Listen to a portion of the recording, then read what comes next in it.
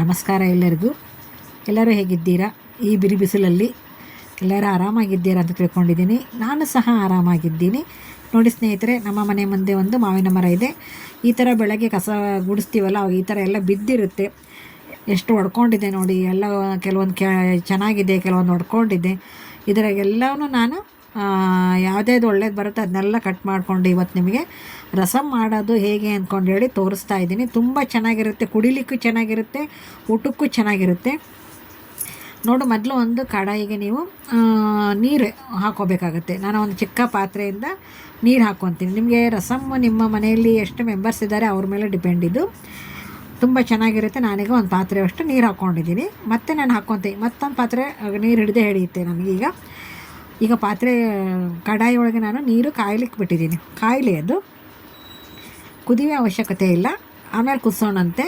ಈಗ ಸದ್ಯದಲ್ಲಿ ಅದು ಸ್ವಲ್ಪ ಕಾದು ಗುಳ್ಳೆ ಬರಬೇಕು. ನೋಡಿ, ಸುತ್ತಲೂ ಗುಳ್ಳೆ ಬರ್ತಾ ಇದೆ. ಈಗ ನಾನು ಹೆಚ್ಚಿಟ್ಕೊಂಡಂತಹ ಮಾವಿನಕಾಯಿ ಹಾಕ್ತಾಯಿದ್ದೀನಿ. ಸಿಪ್ಪೆ ತೆಗೆದಾದ್ರೆ ಹಾಕ್ಬೋದು, ಸಿಪ್ಪೆನ ಸಮೇತನ ಹಾಕ್ಬೋದು. ನಾನು ಆಮೇಲೆ ಸಿಪ್ಪೆ ತೆಗಿತೀನಿ.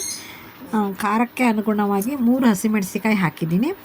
ಹಾಗೆಯೇ ಒಂದು 2ರಿಂದ 3 ಎಸಳು ಬೆಳ್ಳುಳ್ಳಿ ಹಾಕ್ತಾಯಿದ್ದೀನಿ. ನೋಡಿ, ತುಂಬ ಏನು ಬೇಡ, ಅದಕ್ಕೆ ಒಂದು 2 ಎಸಳು ಆದರೆ ಸಾಕು. ದೊಡ್ಡದಿದ್ದರೆ ಒಂದು 2 ಹಸಿರು, ಚಿಕ್ಕದಿತ್ತಪ್ಪ ಅಂದರೆ ಒಂದು 3-4 ಎಸಳು ಹಾಕ್ಬೋದು.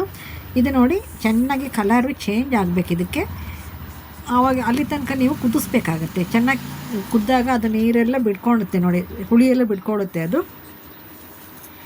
ನಾನೀಗ ನೋಡಿ ಅದನ್ನು ಕುದಿಲಿಕ್ಕೆ ಬಿಟ್ಟಿದ್ದೀನಿ. ಸ್ನೇಹಿತರೆ, ಮತ್ತೇನು ಸಮಾಚಾರ? ನಂದು ಸಾಯಂಕಾಲ 7:30ಗೆ ಲೈವ್ ಇರುತ್ತೆ. ದಯವಿಟ್ಟು ಬನ್ನಿ, ಸಪೋರ್ಟ್ ಮಾಡಿ, ಹಾಗೆಯೇ ಲೈಕ್ ಮಾಡಿ. ನೋಡಿ, ಈಗ ಕಲರ್ ಚೇಂಜ್ ಆಗಿದೆ.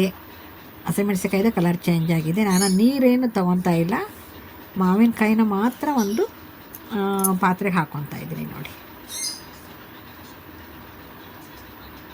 ಈ ಥರ ಮೊದಲು ಒಂದು ತಟ್ಟೆ ಒಳಗೆ ಹಾಕ್ಕೊಂಬಿಡಿ. ಈ ಥರ ಮ್ಯಾಶ್ ಮಾಡ್ಕೊಂಬಿಡಿ. ಒಂದು ಸ್ಪೂನ್ ತಗೊಂಡು ಮ್ಯಾಶ್ ಮಾಡಿಕೊಂಡ್ರೆ ಅದು ಸಿಪ್ಪೆ ಎಲ್ಲ ಬಿಚ್ಚುತ್ತಲ್ಲ, ಸಿಪ್ಪೆನ ನೀವು ಒಂದು ಪಾತ್ರೆಗೆ ಹಾಕ್ಬೋದು.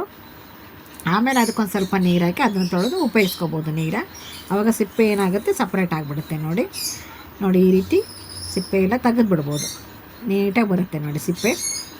ಕೆಲವರು ಸಿಪ್ಪೆನ ಹಾಕಿ ಮಾಡ್ತಾರೆ, ಚೆನ್ನಾಗಿರುತ್ತೆ ಅದು ಒಂಥರ. ನೋಡಿ, ಕೊತ್ತಂಬರಿ ಸೊಪ್ಪು, ಕರಿಬೇವು, ಹಸಿಮೆಣಸಿನ್ಕಾಯಿ, ಬೆಳ್ಳುಳ್ಳಿ, ಆಮೇಲೆ ನಾನೇನು ಸ್ಮ್ಯಾಶ್ ಮಾಡ್ಕೊಂಡಿದ್ನಲ್ಲ ಮಾವಿನಕಾಯಿ, ಇಷ್ಟು ಪದಾರ್ಥನ ಹಾಕಿ ಜೊತೆಗೆ 1 ಸ್ಪೂನ್ ಜೀರಿಗೆ ಹಾಕಿ ಈಗ ಜಾರಲ್ಲಿ ರುಬ್ಕೊಂಬಂದುಬಿಡ್ತೀನಿ. ನೋಡಿ, ಮೊದಲೇನು ನೀರಿತ್ತಲ್ಲ ಅದೇ ನೀರಿಗೆ ನಾನು ರುಬ್ಬಿರೋ ಅಂತಹ ಮಾವಿನಕಾಯ್ದು ಹಾಕಿದ್ದೀನಿ. ನೋಡಿ, ರುಬ್ಕೊಂಬಂದಿದ್ದೆಲ್ಲ ಮಾವಿನಕಾಯಿ, ಹಸಿಮೆಣಸಿಕಾಯಿ, ಕರಿಬೇವು, ಕೊತ್ತಂಬರಿ, ಬೆಳ್ಳುಳ್ಳಿ, ಜೀರಾ ಎಲ್ಲವೂ ರುಬ್ಬಿದ್ನಲ್ಲ, ಈಗ ಅದೇ ನೀರಿಗೆ ನಾನು ಹಾಕ್ತಾಯಿದ್ದೀನಿ. ನೋಡಿ, ಈಗ ಇದನ್ನು ನೀವು ಸ್ಟವ್ ಆನ್ ಮಾಡಿಕೊಂಡು ಕುದಿಲಿಕ್ಕೆ ಬಿಡಬೇಕಾಗತ್ತೆ. ಈಗ ನಾನು ರುಚಿಗೆ ಅನುಗುಣವಾಗಿ ಬೆಲ್ಲ ಹಾಕಬೇಕು, ಯಾಕಂದರೆ ಹುಳಿ ತುಂಬ ಇರುತ್ತಲ್ವ, ಅದಕ್ಕೆ ಸ್ವಲ್ಪ ಬೆಲ್ಲ, ಉಪ್ಪು ಮುಂದಿರಲಿ.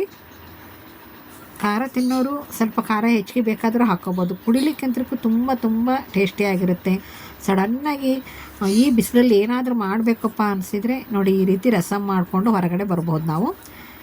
ಯಾಕಂದರೆ ಒಂದೇ ಶೆಕಿ ಒಳಗೆ ಅಡುಗೆ ಮನೆಗೆ ಇರಲಿಕ್ಕೆ ಬೇಜಾರು ಬಂದುಬಿಡುತ್ತೆ ಅಲ್ವಾ. ನಾನೀಗ ಒಂದು ಸ್ವಲ್ಪ ಅರಿಶಿನ ಮಿಕ್ಸ್ ಮಾಡಿದ್ದೀನಿ. ಓಕೆ ಸ್ನೇಹಿತರೆ, ಈಗ ಅದು ಚೆನ್ನಾಗಿ ಕುದಿಲಿಕ್ಕೆ ಬಿಟ್ಬಿಡೋಣ. ಈಗ ನೀವು ಟೇಸ್ಟ್ ಮಾಡಬಹುದು. ಈ ರೀತಿ ಪಳಪಳ ಅಂತ ಕುದಿಬೇಕು. ಕುದ್ದಾಗಲೇ ಅದು ಒಂದು ಟೇಸ್ಟ್ ಬರೋದು. ನೋಡಿ, ಈಗ ನಾನು ಲಾಸ್ಟಿಗೆ ಒಂದು ಒಗ್ಗರಣೆ ಹಾಕಿದ್ದೀನಿ. ಸಾಸಿವೆ, ಜೀರಿಗೆ, ಒಂದು ಸ್ವಲ್ಪ ಕರಿಬೇವು ಉಪಯೋಗಿಸಿದ್ದೀನಿ ಅಷ್ಟೇ, ಮತ್ತೇನು ಹಾಕಿಲ್ಲ ಒಗ್ಗರಣೆಗೆ ನಾನು. ನೋಡಿ, ಒಗ್ಗರಣೆ ಹಾಕಿದ ಮೇಲೂ ನೀವು ಸ್ವಲ್ಪ ಕುದಿಸ್ಬೇಕಾಗತ್ತೆ. 1 ಕುದಿ 2 ಕುದಿ ಈ ಥರ ಹೇಳ್ತೀರಲ್ಲ, ಆ ಥರ ಚೆನ್ನಾಗಿ ಕುದಿ ಬರಲಿ. ನೋಡಿ, ಉಪ್ಪು ಬೆಲ್ಲ ಏನಾದರೂ ಕಡಿಮೆ ಆಗಿದ್ದರೆ ನೀವು ಹಾಕ್ಕೋಬಹುದು. ಲಾಸ್ಟಿಗೆ ನಾನು ಫೈನಲ್ ಟಚಪ್ ಕೊತ್ತಂಬರಿ ಸೊಪ್ಪು ಉದುರಿಸ್ತಾ ಇದ್ದೀನಿ. ಬನ್ನಿ, ಅನ್ನ ರಸಮ್ ರೆಡಿಯಾಗಿದೆ. ಎಲ್ಲರಿಗೂ ನಮಸ್ಕಾರಗಳು, ಎಲ್ಲರಿಗೂ ಧನ್ಯವಾದಗಳು.